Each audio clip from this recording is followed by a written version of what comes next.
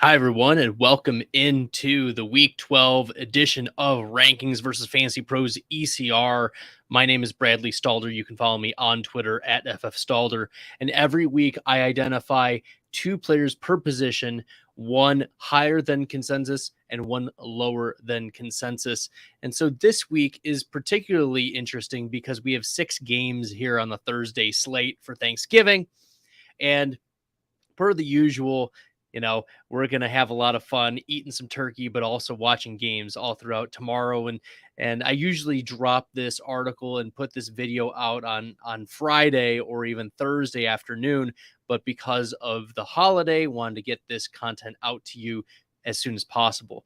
So let's talk about the premise of the show. Once again, my name is Bradley Stalder. You can follow me on Twitter at FFStalder. And every year, Fantasy Pros hosts a fantasy football rankings accuracy contest with over 200 of the industry's top writers and experts. The scoring is fierce for this challenge, and it requires experts to perfectly predict the order in which quarterbacks, running backs, wide receivers, and tight ends will rank at the end of every NFL week. So week 12, as I mentioned, is going to be pretty tough because we have to rank 6 different teams in the Thursday slates and then adjust for the Sunday and Monday. Well, you have to adjust by 1 p.m. on Sunday. So that's part of the rules. Nevertheless, if you want to check out my most up-to-date rankings, make sure you're checking out the article that will drop probably tomorrow morning or tomorrow early afternoon, where we'll have my most up-to-date rankings on Fantasy Pros. And I anticipate a lot of news between now, Wednesday night, and of course, Sunday at 1 p.m. Eastern. So last week I finished 68th overall. I was a top 7 tight end ranker, and this is out of over 200 rankers. I was number 1 in kicker rankings, and entering week 12, I stayed 46th overall in accuracy out of 211 fantasy rankers year to date. And I'm 27th year to date in wide receiver rankings and 5th in year to date IDP accuracy.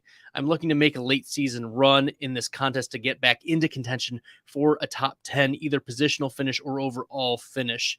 And just a reminder that I also advise Fantasy Data's weekly rankings.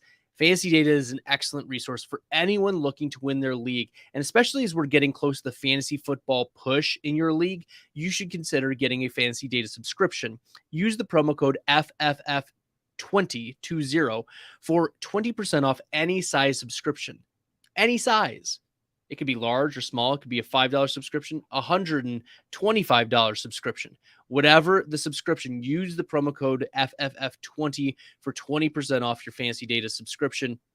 It's going to get you player metrics, player projections, DFS optimizers for not just the NFL, but also PGA, NBA, MLB, NCAA, all of those.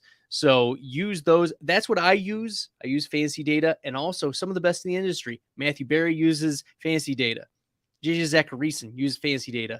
The fantasy footballers use Fantasy Data. So what you should do is be like me and the rest of the industry's top talent and use Fantasy Data, get a subscription, use the promo code FFF20 for 20% off any size subscription, large or small, rest of the season.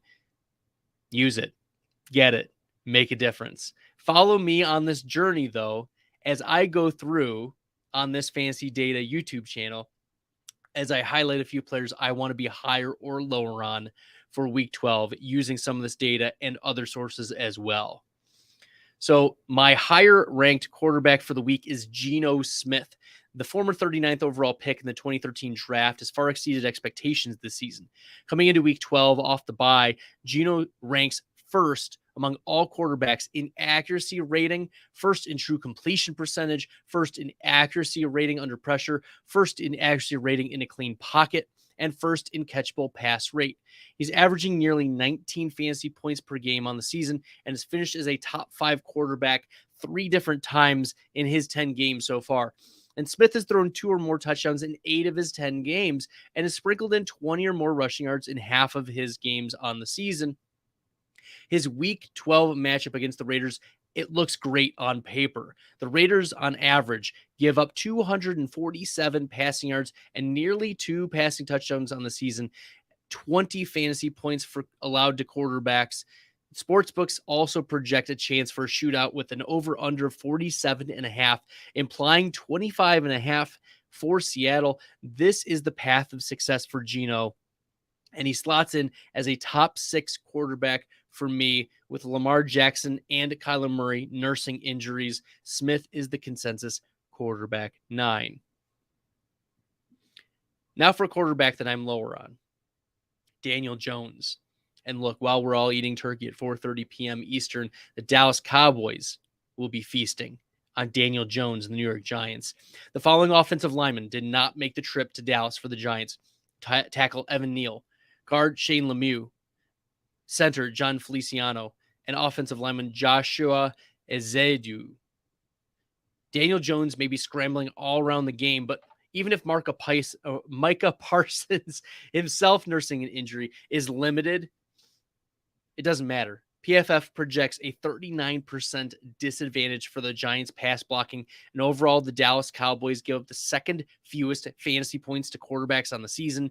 They just limited Kirk Cousins to 12 for 23 and 105 passing yards, 0 touchdowns, to the tune of 2 total fantasy points. Yikes.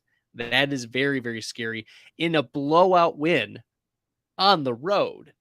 Now, Dallas gets an overperforming Giants team that's shorthanded at the Cowboys' own stadium.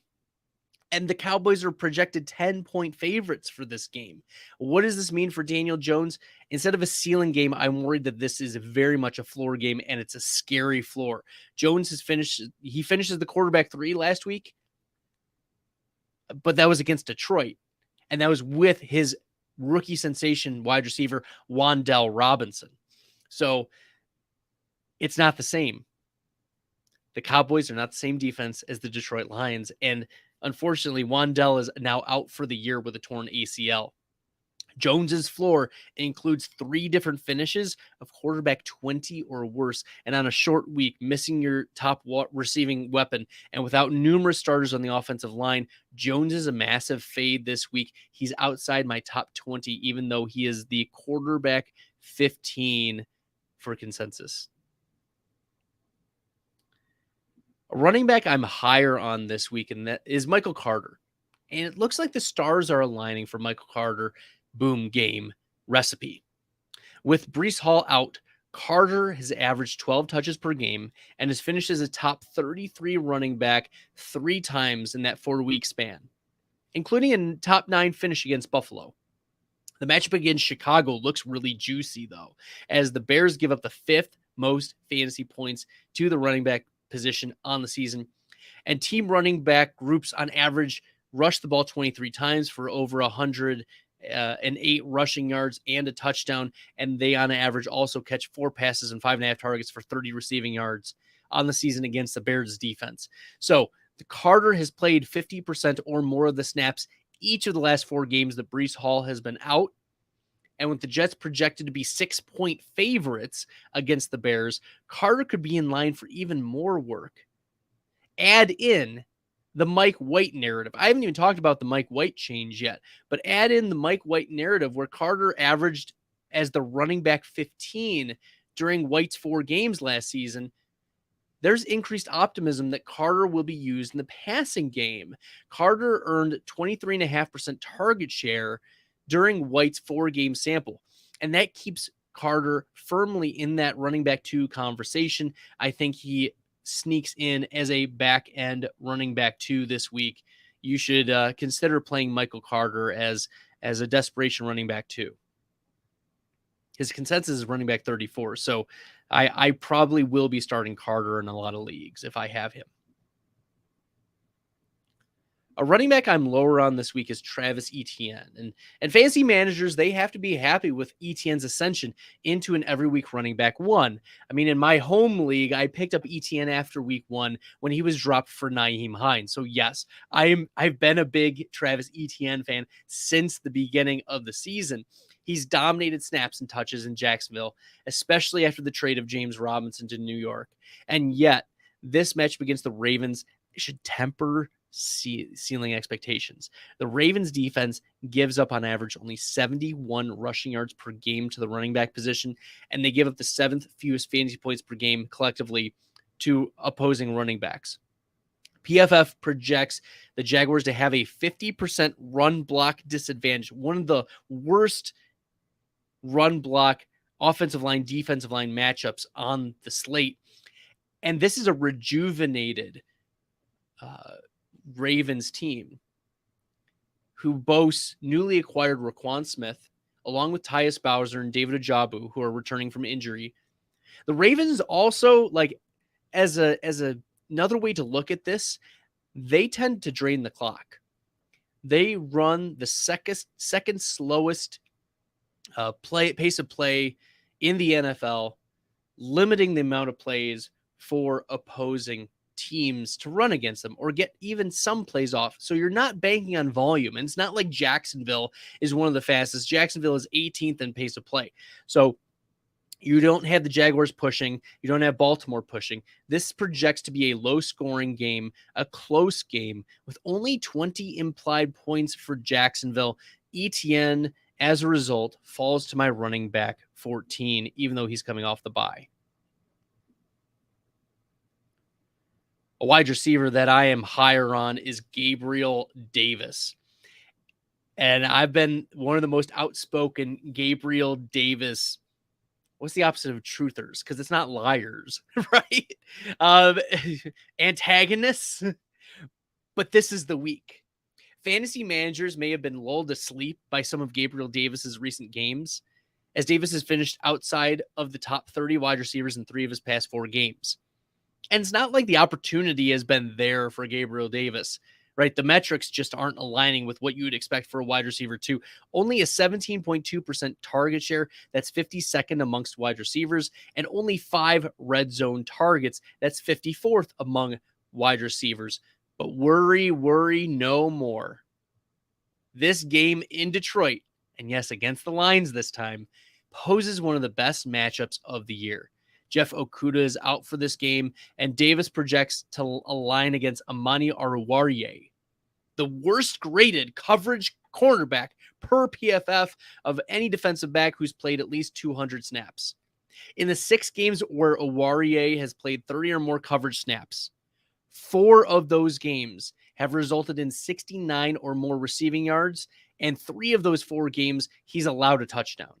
In fact, the Detroit Lions allow nearly 12 fantasy points in half PPR to an opposing team's second best receiving option and give up the 8th most fantasy points to opposing wide receivers on the season. For all the opportunity metrics that Davis may not have, he is the wide receiver 1 in yards per reception. He's 4th in yards per target and 7th in fantasy points per target. When he gets targets, he makes the most of them. And if there is a boom opportunity for Gabriel Davis, it's in this game.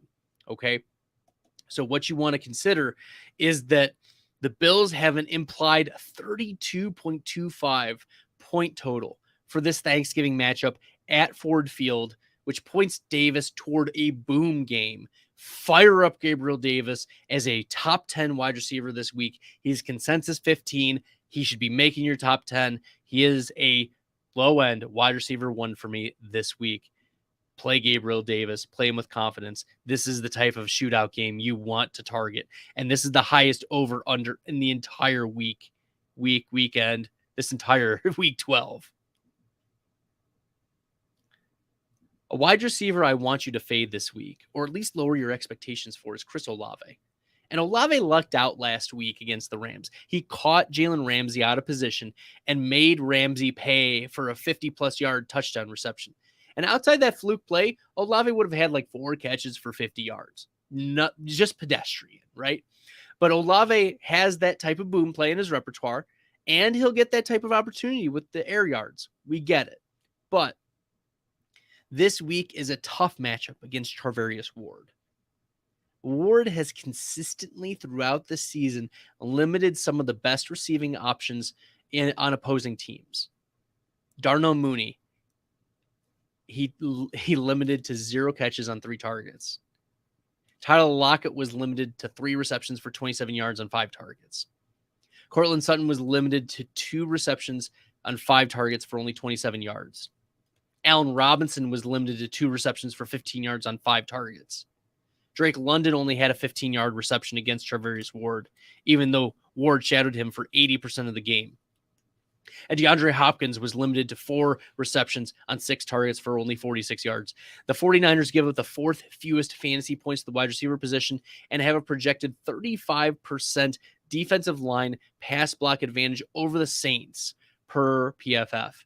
With only 17 implied points, it will be hard for Olave to be anything more than a low-end wide receiver 2. He's ranked as a high-end wide receiver 2. He'll be at best my wide receiver 20 on the week. His consensus 14 is far too high. A tight end that I'm higher on this week is Foster Moreau. Now, if you remember from last week, Foster Moreau was on my lower-ranked tight end list. And it worked. Moreau finishes the tight end 20 against a stingy Denver defense. But week 12, this is a different story. The Raiders travel to Seattle, where they square off against the Seahawks in what projects to be a close but high-scoring game. Seattle's one Achilles heel this season is allowing fantasy points to the tight end position. On the season, the Seahawks gave up 16.3 fantasy points per game to opposing teams' wide receiver groups, which on average translates to 5 receptions for about 70 yards and half a touchdown on 7 targets. Only Travis Kelce averages more fantasy points per game than what Seattle allows tight ends to score per game. Foster Moreau has slotted in admirably. With Darren Waller placed on the injured reserve, Moreau has at least 3 targets and 28 receiving yards in every single game. We've also seen a ceiling game from Moreau recently where he finishes the tight end 5 against the Indianapolis Colts in week 10. He's my tight end 7. He's consensus tight end 12. This is where you want to stream with confidence a tight end against Seattle, and that's Foster Moreau. A lower ranked tight end for me this week, Juwan Johnson. I'm going back to the well, beating up on the New Orleans Saints. Johnson has carved himself out, admittedly as a nice full-time role player as the tight end for the New Orleans Saints. And he plays more snaps than Adam Troutman or Taysom Hill at the tight end position. He's also been a trusted red zone target. He's caught 5 touchdowns on the season. He has 7 red zone targets. He's the tight end 8 in total fantasy points, tight end 13 fantasy points per game. He's been a nice little pickup. You have to give credit where credit is due. He's finished 4 of his last 5 games as a top 8 tight end. So he's done well for you lately. And yet, this is a full fade of the New Orleans Saints offense against this 49ers defense. The 49ers only allow 7 fantasy points per game to the tight end position, and that is the fifth toughest matchup per game. And opposing tight ends average only 4.5 receptions, 36 yards, and 0.2 touchdowns. They don't allow a lot of touchdowns to the tight end position. And as we've seen, as high as we've seen Johnson fly, he's still susceptible to those floor games. We've seen 7 games where he's finished as the tight end 19 or worse. So if we're betting on an outcome, Johnson is not likely to hit an upside week this week against the 49ers. He's at best my tight end 15. I'll probably be looking elsewhere for a streamer unless I'm desperate. But he's the consensus tight end 12, and I just don't have that much confidence in Juwan Johnson given the matchup and the projected outcome of the game. All right. Thanks, everyone. I appreciate you jumping in, watching, taking a peek. My name is Bradley Stalder. Once again, you can follow me on Twitter at FFStalder. Keep your eyes out for the Week 12 Rankings versus FantasyPros ECR article that should be dropping here in the next few hours, hopefully. And good luck with your Week 12 matchups. Hopefully you eat a lot of turkey, have a lot of fun with family, and enjoy the rest of the week. Till next time, good luck in the fantasy football streets, everyone.